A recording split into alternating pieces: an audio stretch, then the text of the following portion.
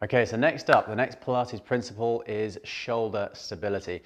So one of the things I see a lot in Pilates, but also throughout the gym and any kind of fitness work I'm doing, is people really working a bit too hard through their shoulders and being in less than ideal positions when it then relates into their spine and their rib cage. So shoulder stability is all about trying to make sure that you're keeping your shoulders in a nice strong position, but also make sure you're not having any undue stress and pressure up into the shoulders and then likewise up into the neck as well. The shoulder is the most mobile joint in the body, has a lot of different movements that it can be doing. So you can go into elevation where you're lifting your shoulders up. You can go into depression where you're pressing the shoulders down towards the floor. You can go into upward and downward rotation as well, where you're moving the arms up and down and throughout, getting internal and external rotation as well. You've also got protraction, where you're reaching forwards, but also retraction at the shoulder blades as well.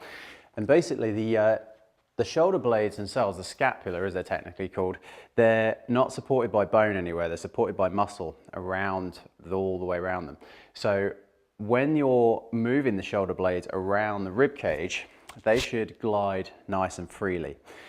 Now, with that, a lot of times people get what's called winging scapula, and I actually have one on my right side because I've broken my collarbone in the past. Something I'm still working on, but what you want to try and be doing is keeping that shoulder in a nice stable position, working on their strength so that they glide properly and then don't cause problems for certain exercises.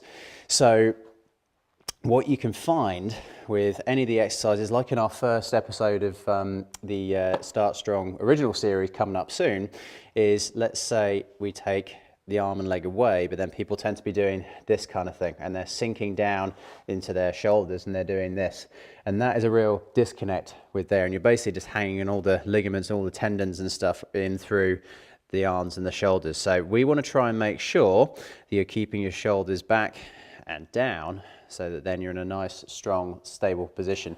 And that's the same with any exercise, whether it be in a Pilates class or whether it be in the gym or whatever. We want to try and make sure that we keep that nice connection there, keep those muscles working properly so that you're not ending with that really bad winging of the scapula or any imbalances.